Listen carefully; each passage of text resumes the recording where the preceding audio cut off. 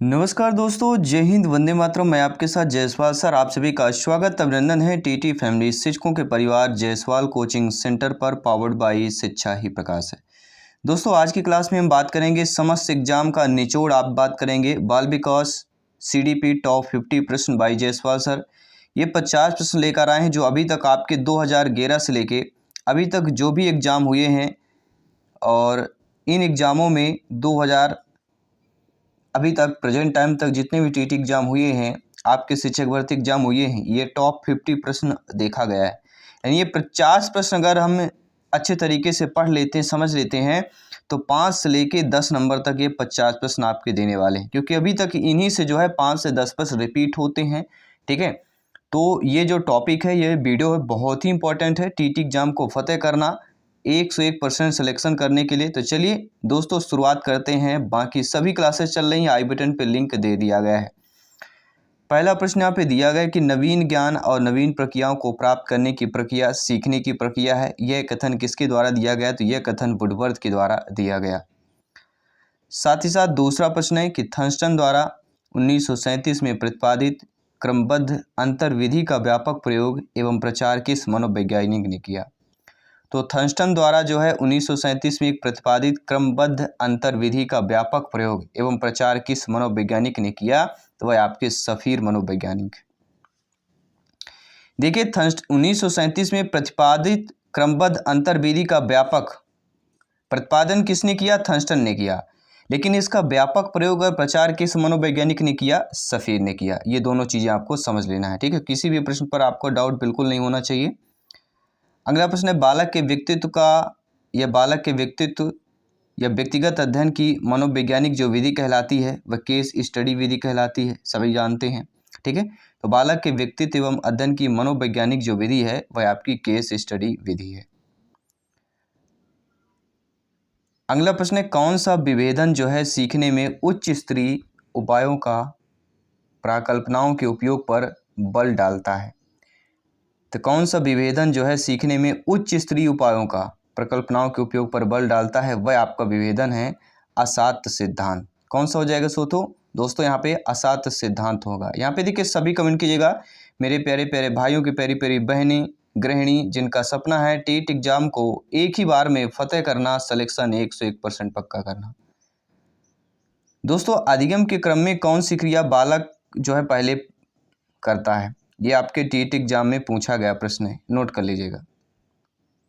तो अधिगम के क्रम में कौन सी क्रिया जो है बालक पहले करेगा? तो वह अधिगम की क्रिया में जो बालक सर्वप्रथम करता है वह कहलाती है आत्मसात। कौन सी क्रिया दोस्तों? आत्मसात की क्रिया। अगला प्रश्न है व्यक्ति भेदों का अध्ययन तथा सामान्यीकरण का अध्ययन किस विधि द्वारा किया जाता है? तो जो व्यक्ति हमारे और आप में भी भेदों का जो अध्ययन है और सामान्यीकरण का अध्ययन है वह आपके विभेदात्मक विधि द्वारा किया जाता है। किसके द्वारा? नाम से ही चलता है, व्यक्ति भेदों का अध्ययन करना है तो किस विधि द्वारा? विभेदात्मक विधि की बात करेंगे। अगला प्रश्न है संबंधवाद का वह सिद्धांत है जो समस्त मानसिक क्रियाओं को परिस्थितियों तथा अनुक्रियाओं के बीच मूल एवं अर्जित संयोजनाकार मानता है। यह कथन किसका है? तो यह कथन आपके रेन का कथन है। क्या कथन है? कि संबंधवाद वह सिद्धांत है जो समस्त मानसिक क्रियाओं के परिस्थितियों तथा अनुक्रियाओं के बीच मूल एवं अर्जित संयोजन का कार्य मानता है। यह कथन रेन का कथन है। यह CTET में आया हुआ प्रश्न है। अगला प्रश्न है अधिगम स्थानांतरण में समान तथा विशिष्ट अंश का सिद्धांत किस मनोवैज्ञानिक ने प्रस्तुत किया? देखिए, जब भी अधिगम स्थानांतरण में समान और विशिष्ट अंश का, देखिए समान फैक्टर आपने पढ़ा होगा, समान और विशिष्ट फैक्टर, इन अंश का सिद्धांत जो है स्पीयरमैन मनोवैज्ञानिक ने प्रस्तुत किया है। किसकी बात करेंगे? अधिगम स्थानांतरण में समान और विशिष्ट अंश का सिद्धांत स्पीयरमैन मनोवैज्ञानिक ने प्रस्तुत किया। अगला प्रश्न है वह विधि जिसमें खंड व पूर्ण विधियों का एक साथ प्रयोग किया जाता हो। जी हाँ, ऐसी विधि का नाम बताइए दोस्तों जिसमें खंड और पूर्ण विधियों का एक साथ प्रयोग किया जाता है। वह आपकी विधि कहलाती है मिश्रित विधि, क्योंकि खंड और पूर्ण दोनों को एक साथ किया रहा, दोनों को मिश्रण किया जा रहा है, तो मिश्रित विधि की बात करेंगे। यहाँ पे उसका नाम हो जाएगा मिश्रित विधि। अगला प्रश्न है स्वामित्व अधिगम शिक्षण विधि का प्रतिपादन किसने किया है? सभी कमेंट कीजिएगा। देखिए, स्वामित्व का संबंध किस मनोवैज्ञानिक से? स्वामित्व अधिगम शिक्षण विधि का प्रतिपादन किसने किया? ब्लूम ने किया। ये भी आपको नोट कर लेना है। अगला प्रश्न है, संरचनावादी संप्रदाय के प्रवर्तक है।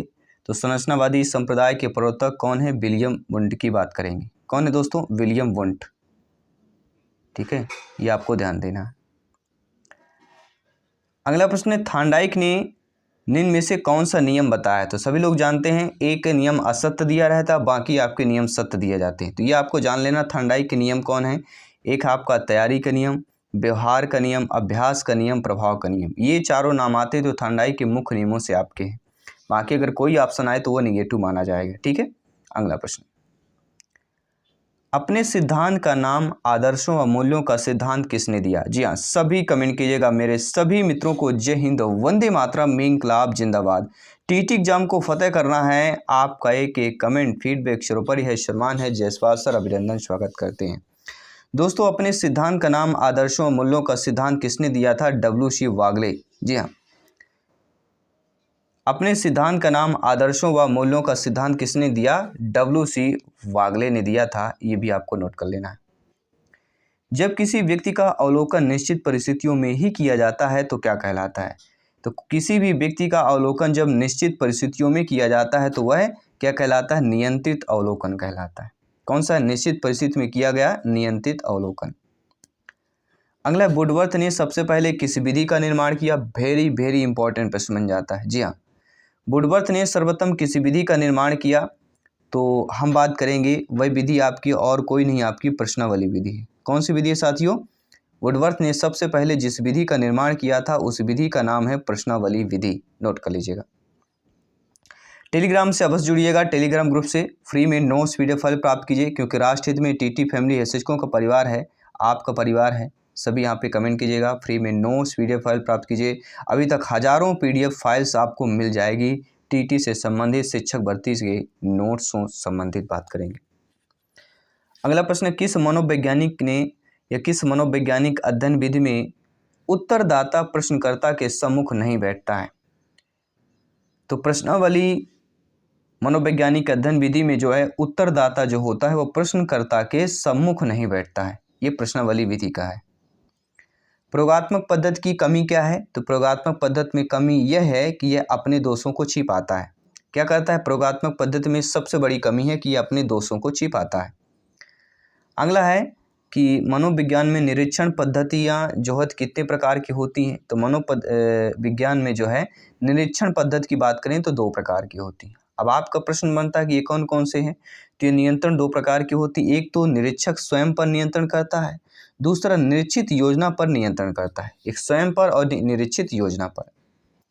जो आयोजित निरीक्षण होता है, इस निरीक्षण में निरीक्षण करता है, एक विशेष वातावरण तैयार करता है और किसी विशिष्ट विशेषताओं या घटनाओं को जानने के लिए करता है। अगला, सीखना संबंध स्थापित करता है। मस्तिष्क मनुष्य का जो संबंध तंत्र है, ये किसका कथन है? तो सीखना संबंध स्थापित करता है, मस्तिष्क मनुष्य का संबंध तंत्र है। ये एक आपके थार्नडाइक मनोवैज्ञानिक का कहना है। थार्नडाइक ने किस पर प्रयोग किया अक्सर पूछा जाता है? तो थार्नडाइक ने सभी लोग जानते हैं किस पर प्रयोग किया, सभी बताइएगा। बिल्ली पर किसने प्रयोग किया, कुत्ते पर किसने किया, चिंपांजी बंदर पर किसने प्रयोग किया? ठीक है, ये कहाँ के मनोवैज्ञानिक है? 2 टॉपिक ऐसे, किसने कहाँ पर प्रयोग और निवासी। यहाँ ये चीज़ अगर पढ़ लीजिएगा तो 1 नंबर तो अवश्य इनसे आएगा ही आएगा। ये आपको नोट कर लेना। थ्योरी ऑफ लर्निंग पुस्तक के लेखक कौन है? और मनोवैज्ञानिक के एक बुक किसी न लेखक या उनका नाम से संबंधित आएगा। बुक से संबंधित अवश्य पूछा जाता है। तो थ्योरी ऑफ लर्निंग पुस्तक के लेखक कौन है?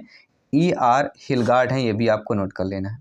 देखिए, मनोवैज्ञानिक की जो महत्वपूर्ण बुक्स है, पुस्तक हैं, अगर उनसे संबंधित वीडियो चाहिए नीचे कमेंट कीजिएगा, तो वो भी हम क्लास कंप्लीट कर देंगे वीडियो के माध्यम से। अगला प्रश्न है, अधिगम के लिए सदैव सहायक अवयव क्या नहीं होता है? तो अधिगम के लिए सदैव सहायक अवयव उच्च चिंतन नहीं होता। अगर आप उच्च चिंतन कर रहे हैं तो ये अधिगम के लिए सदैव सहायक अवयव नहीं कहलाता है। ये भी नोट कर लेना है। अगला है, जब शरीर के एक पक्ष के अंग का दिया गया प्रशिक्षण भविष्य में उपयोगी सिद्ध हो तो वह क्या कहलाता है। ये सीटेट में कई बार पूछा जाता है। कह सकते हैं प्रत्येक सीटेट एग्जाम में एक प्रश्न इस प्रकार का जरूर पूछा गया है। साथ ही साथ ऑल स्टेट टीटी एग्जाम, चाहे एमपी टेट की बात करें, यूपी टेट की बात करें, रीट की बात करें, तो जब शरीर के एक पक्ष के अंग का दिया गया प्रशिक्षण भविष्य में आने वाले फ्यूचर में उपयोगी सिद्ध होता है तो वह कौन सा कहलाता है। वह एक पक्षीय अंतरण कहलाता है। कौन सा अंतरण कहला जाएगा। एक पक्षीय अंतरण कहला जाएगा। अगला, जिस साक्षात्कार के माध्यम से छात्र के घर तथा वातावरण के संबंध में सूचनाएं प्राप्त की जाती हैं वह क्या कहलाता है। तो जिस साक्षात्कार के माध्यम से छात्र के घर तथा वातावरण के संबंध में सूचनाएं प्राप्त की जाती हैं वह दोस्तों निदानात्मक साक्षात्कार कहलाता है, क्योंकि घर और वातावरण के संबंध में सूचना प्राप्त की जा रही। तो कौन सा कहला जाएगा।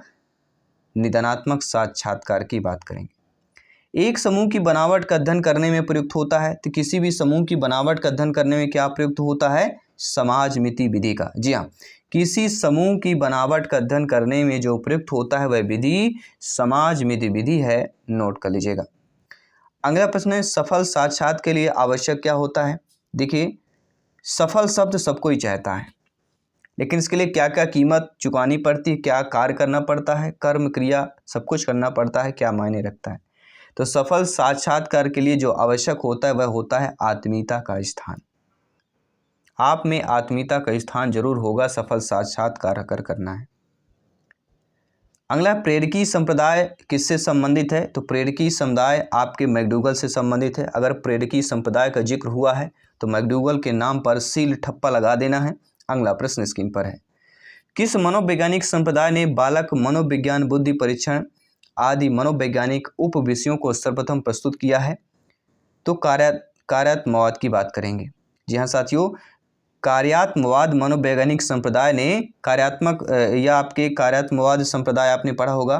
तो इन्हीं संप्रदायों ने बालक मनोविज्ञान, बुद्धि परीक्षण आदि मनोवैज्ञानिक उप विषयों को सर्वप्रथम किसने की, ठीक है, प्रस्तुत किया है। वह कार्यात्मवाद किया है या कार्यात्मवादी की बात करेंगे।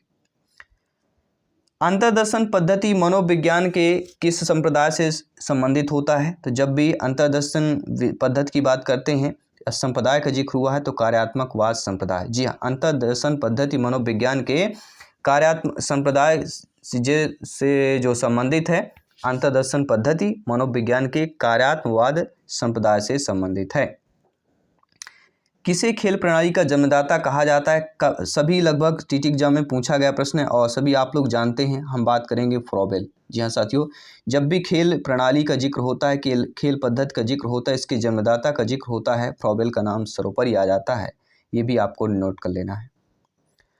अगला प्रश्न दोस्तों, कक्षा में निरंतर चलने वाली अंतःक्रियाओं के अध्ययन को क्या कहा जाता है। जी हाँ, आप सभी लोग भावी अध्यापक अध्यापिकाएं हैं, शिक्षक बंधु हैं, जायसवाल सर आप सभी का अभिनंदन स्वागत करते हैं कि कक्षा में जो निरंतर चलने वाली अंतःक्रिया के अध्ययन को क्या कहा जाता है। समूह गत्यात्मकता कहा जाता है।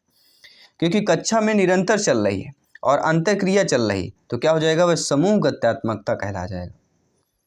अगला कि साक्षात्कार का संबंध किससे होता है। तो साक्षात्कार का जो संबंध है वह व्यक्ति से व्यक्ति का होता है। कहते हैं साक्षात्कार परीक्षा हो रही है, एक सामने व्यक्ति पूछने वाला होता है, एक व्यक्ति होता है बताने वाला। तो साक्षात्कार का संबंध व्यक्ति से व्यक्ति का होता है, ये भी आपको नोट कर लेना है। दमन के स्थान पर पुरस्कार द्वारा व्यवहार सुधारने की बात मनोविज्ञान के किस संप्रदाय में कही गई है। तो दमन के स्थान पर जो है पुरस्कार द्वारा व्यवहार सुधारना, ठीक है, उसको नेगेटिव थॉट्स न देकर पुरस्कार एक पॉजिटिव व्यवहार, पुरस्कार द्वारा व्यवहार सुधारने की बात मनोविज्ञान के किस संप्रदाय में कही गई है। व्यवहारवादी। पुरस्कार देकर व्यवहार बनाना बहुत ही ज़रूरी है और हमेशा जानते हैं पुरस्कार अगर बच्चों को दिया जाता है तो उनसे एक व्यवहार, एक लेसन बनता है, तो व्यवहारवादी का जिक्र होता है। अगर व्यवहारवादी का जिक्र हुआ है तो व्यवहारवाद किसके परीक्षणों पर आधारित था, सभी बताइएगा। देखिए, व्यवहारवाद के जनक की बात करते हैं, प्रतिपादन की बात करते हैं, जे.बी. वाटसन का नाम आता है, लेकिन व्यवहारवाद किसके परीक्षणों पर आधारित था। इवेन पॉलाव ने किस पर प्रयोग किया, कुत्ते पर प्रयोग किया। तो व्यवहारवाद किसके परीक्षणों पर आधारित है। इवेन पॉलाव के परीक्षणों पर आधारित है। सीखने वालों के लिए यह आवश्यक है कि क्या स्मरण रखें और क्या भुला दें, यह कथन किसका है। तो यह कथन क्रोवेम क्रो का है, क्योंकि सीखने वालों के लिए आवश्यक है कि क्या स्मरण रखें और क्या भुला दें। क्या यहाँ पे 2 बार आया हुआ है। का से क्या बना है और का से क्रो बना है। क्रो भी 2 बार है। ठीक है, तो इनका संबंध है। एक याद करने का तरीका, एक ट्रिक है कि जो कथन होते हैं, क्योंकि कथन ऐसा होता है सिमिलर होते हैं, मिलते जुलते होते हैं, अक्सर कन्फ्यूज कर देते हैं। तो कुछ शब्दों को प्रश्न में देखिए और उनसे जिनका कथन है उनसे ज़रूर जोड़िए। ये आसान होता है समझने में, एग्जाम में आएगा तो आप लोगों को दिमाग में आ जाएगा। तो सीखने वालों के लिए ये आवश्यक है कि क्या स्मरण रखें और क्या भुला दें। यह कथन किसका है? क्रो एवं क्रो का कथन हो जाएगा। अगला, शिक्षा में पूर्ण से अंश की ओर पद्धति किस संप्रदाय की देन है? तो शिक्षा में देखा जाए पूर्ण से अंश की ओर जो पद्धति है वह आपके गेस्टाल्ट संप्रदाय की देन है। पूर्ण से अंश की ओर शिक्षण पद्धति। मनोविज्ञान में महत्व क्या है? तो मनोविज्ञान में निरीक्षण का, अंतर्दर्शन का और बहिर्दर्शन का महत्व है। मनोविज्ञान में किसका महत्व है? निरीक्षण का, अंतर्दर्शन का और बहिर्दर्शन का महत्व है। अधिगम के नियमों को किसने प्रतिपादित किया? तो अधिगम के नियमों को जो है थार्नडाइक ने प्रतिपादित किया है। खेल, गीतों व उपहारों द्वारा शिक्षा दी जाती है। तो किंडरगार्टन पद्धति में जो है खेल, गीतों, उपहारों द्वारा शिक्षा दी जाती है। ये भी आपके एग्जाम में कई बार शिक्षक भर्ती में पूछा गया प्रश्न है। मनोविश्लेषण प्रणाली के जन्मदाता कौन है? देखिए, जब भी मनोविश्लेषणात्मक प्रणाली का जिक्र होता है सिगमंड फ्रायड का नाम सर्वोपरि आ जाता है। फ्रायड का मानना था कि लोगों को उनके अचेतन विचारों और प्रेरणाओं को सचेत करके ठीक किया जा सकता है। इस प्रकार अंतर्दृष्टि की प्राप्त होती है। मनोविश्लेषण चिकित्सा का उद्देश्य दमित भावनाओं और अनुभवों को मुक्त करना है, अर्थात अचेतन को सचेत करना है। प्रयोजन विधि किस संप्रदाय पर आधारित है? तो प्रयोजन विधि आपके प्रेरकी संप्रदाय पर आधारित है। दोस्तों 40 प्रश्न हम कंप्लीट कर चुके हैं, 10 प्रश्न और कंप्लीट करेंगे। टोटल 50 प्रश्नों को कंप्लीट करेंगे। बाल विकास CDP पूरे निचोड़ की बात करेंगे। जब एक स्थिति में सीखी गई बात दूसरी स्थिति में सीखने में सहायता करती है तो क्या कहा जाता है? सभी बताइए। अगर आप यहाँ पे सीख रहे हैं, अक्सर देखिए जो हम D.Ed B.Ed करते हैं वो हमारे जब, ठीक है, शिक्षक भर्ती में जब हम तैयारी करते हैं, क्योंकि वो डिप्लोमा होता है उसके लिए बहुत इंपॉर्टेंट है। 12 के बाद D.Ed कर सकते हैं, ग्रेजुएशन के बाद B.Ed कर सकते हैं। तो जब एक स्थिति में सीखी ही बात दूसरी स्थिति में सीखने में सहायता करती है, तो जो D.Ed B.Ed में हमने सीखा है, अगर आपके शिक्षक भर्ती एग्जाम में वह सहायता कर रहा है, वो प्रश्न, वो टॉपिक सहायता कर रहा है, तो वो क्या कहला जाएगा? सकारात्मक अधिगम स्थानांतरण कहला जाएगा। ठीक है, आइए बात करेंगे अगले प्रश्न की। वे कार्य जो हमें संतोष देते हैं पक्के हो जाते हैं, एवं वे कार्य जिनकी परिणाम हमें असंतोष देते हैं इतनी सफलता से नहीं होते हैं। तो अक्सर ये अच्छी बात है। अगर हम कोई भी हमें संतोष है, मतलब हमने जो चाहा हमें मिल गया, ठीक है, तो वो कार्य पक्का हो जाएगा बिल्कुल। लेकिन एवं जिनका जो परिणाम असंतोष होता है, जो हम चाहते हैं हम नहीं मिल पाता है, असंतोष है, तो इतनी असफलता से जो है सफलता उसमें नहीं होती। तो यह कथन मॉर्गन और गिलीलैंड का कथन है कि वे कार्य जो हमें संतोष देते हैं पक्के हो जाते हैं, वे कार्य जिनकी परिणाम हमें असंतोष देते हैं इतनी सफलता से नहीं होते हैं। यह कथन मॉर्गन एवं गिलीलैंड का है। अध्यापक के रूप में शिक्षण संबंधी कार्यों को किस रूप में सोचना चाहिए? तो अध्यापक के रूप में जो है शिक्षण संबंधी कार्यों को जो है बालक में वृद्धि और विकास के रूप में सोचना चाहिए। और वृद्धि और विकास CDP का पहला पार्ट है सिलेबस का, सभी लोग जानते हैं। ज्ञान और अभिवृद्धि की प्राप्ति ही सीखना है, यह परिभाषा किसने दी, स्टेटमेंट किसने दिया? तो ज्ञान और अभिवृद्धि की प्राप्ति ही सीखना है, यह परिभाषा क्रो एवं क्रो ने दी है। ये भी आपको ध्यान रखना है।